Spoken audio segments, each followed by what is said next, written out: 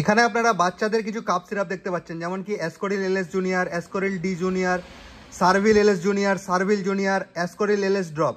এখন এই মুহূর্তে অনেক ধরনের কথাবার্তা উঠছে সোশ্যাল মিডিয়াতে বা যে কোথাতে, যে বাচ্চাদের কাপ সিরাপ খাওয়ানো যাবে না। এবং আপনারা রিসেন্টলি একটা ঘটনা ঘটেছে মধ্যপ্রদেশে, যেখানে কি কাপ সিরাপ খাওয়ানোর ফলে বাচ্চাদের মৃত্যু পর্যন্ত ঘটেছে, ঠিক আছে, যার জন্য সরকার অনেক পদক্ষেপ নিয়েছে।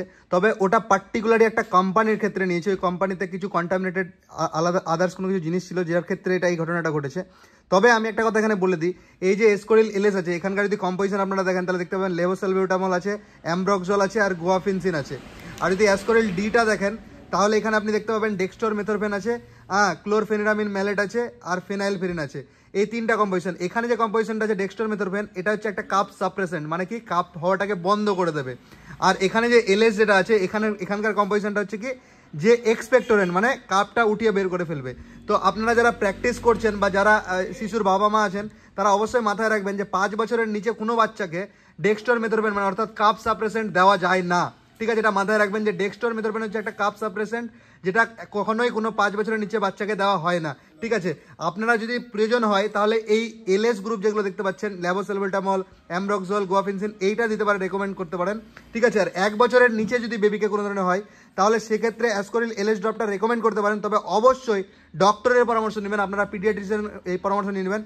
তবে এখানে আপনারা যদি দেখতে পাচ্ছেন যেটা যে সার্ভিল এলএস জুনিয়র, সেখানেও দেখতে পাচ্ছেন অ্যামব্রক্সল, লেভোসালবিউটামল আর গুয়াফিনসিন আছে, মানে এই অ্যাসকোরিল এলএস আর সার্ভিল এলএস সেম জিনিস। আর সার্ভিল জুনিয়রটা একটু অন্যরকম আছে, টারবিউটালিন, অ্যামব্রক্সল আর গুয়াফিনসিন আর মেনথল, এটাও কিন্তু এক ধরনের কাপ এক্সপেক্টোরেন্ট, ঠিক আছে। এখানেও কোনো ধরনের কোনো মলিকিউল নেই যেটা আছে, কাপ সাপ্রেসেন্ট আছে।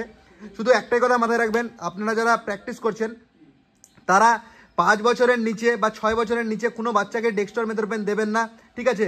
1 বছরের নিচের বাচ্চাকে দেবেন না, এই ডেক্সট্রোমেথরফেনটা অ্যাভয়েড করবেন। 5 বছরের উপরে বাচ্চাকে রেকমেন্ড করবেন, ঠিক আছে। এটা কিন্তু কাপ সাপ্রেসেন্ট, মানে কাশিটাকে বন্ধ করে দেবে।